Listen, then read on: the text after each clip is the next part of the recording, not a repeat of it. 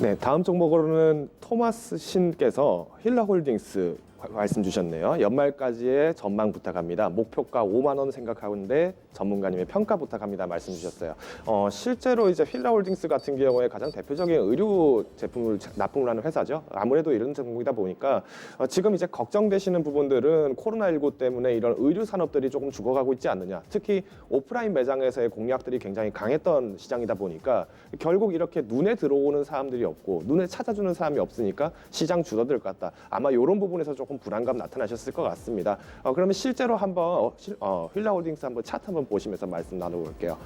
지난 2019년도 5월 이후부터 계속 꾸준하게 지금 주가적인 측면은 하락세를 계속 나타냈습니다. 이런 부분에서 살펴서 말씀드리면은 어느 정도 이제는 저점 다져졌으니까 올라갈 거 잡겠다. 말씀 주신 것처럼 정말 나는 장기 투자 한번 올 연중까지 한번 끝까지 가보겠다. 이런 말씀으로 주셨기 때문에 오히려 지금 기회에서 저점 매수의 기회로 보기에는 나쁘지는 않다라고는 말씀드리겠습니다. 하지만 이제 가장 궁극적으로 말씀드리고 싶은 부분은 이 힐라홀딩스뿐만 아니라 다른 의류 산업이나 섬유 시장 같은 경우에는 특히 오프라인 시장에 대해서 특화가 돼 있던 부분들이 어떻게 개선될 것이냐 이 부분들의 모멘텀이 필요했는데 지난 이제 4월 리포트에서 나오면서 힐라홀딩스가 이제 앞으로는 온라인 매장에서의 어떤 실적들을 조금 더 탄력적으로 받겠다라는 부분들이 드러났었고 이 부분들이 이미 1분기 실적에서 상당 부분을 또 차지해 왔다라는 부분 보고들이 어떤 언론 보도들이 굉장히 많이 나왔던 편이 있습니다.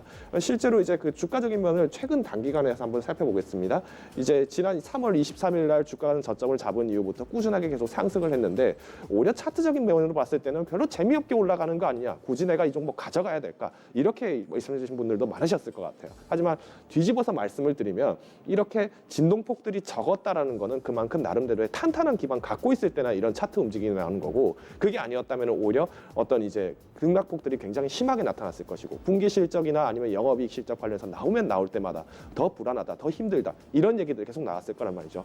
결국 이제 힐라홀딩스에 대해서 지금 어느 정도 지분율을 높여가는 상황임에도 불구하고 5만 원 선 회복으로 볼 수 있겠느냐 아니면 5만 원 선은 일종의 모멘텀이 만들어지면서 뛰어갈 거냐 이 둘 중 하나로 말씀을 많이 여주실 텐데 151선으로 한번 보겠습니다. 151선으로 보시면은 5만 원 선까지 올라가는 폭들이 그래도 제법 많이 남아 있습니다. 이전에 저점에서 올라와서 현 시점에 머문 것과 지금부터 앞으로 5만 원까지 올라갈 수 있는 폭들은 조금 많이 높게 잡혀 있다.